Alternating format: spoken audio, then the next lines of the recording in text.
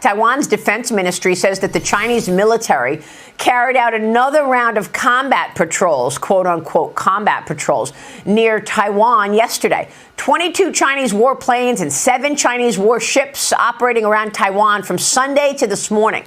This happening a day after the Chinese government vowed to take countermeasures to defend its sovereignty, following the U.S. approval of a $2 billion arms sale package to Taiwan.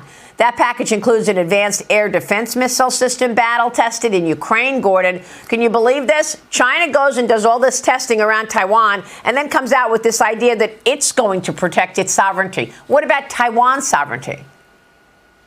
Yes, and the Taiwan authorities believe that China will impose a quarantine within 6 months.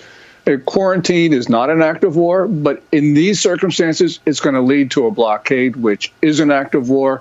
And certainly in the tense situation in East Asia, these exercises are pushing the world to a war in East Asia, which, you know, when you look at the war in Ukraine, the one in the Middle East, and the insurgencies in North Africa that look like wars, this is World War III, unfortunately. And the Biden administration is not taking the measures that it has the power. It's not taking the measures necessary to ensure peace. Yeah. Well, so you think they're going to do a quarantine within 6 months around Taiwan?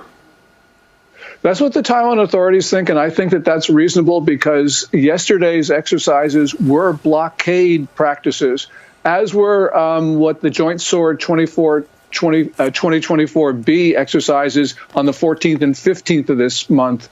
Wow. And, of course, last Tuesday you had those combat patrols, live fire exercises.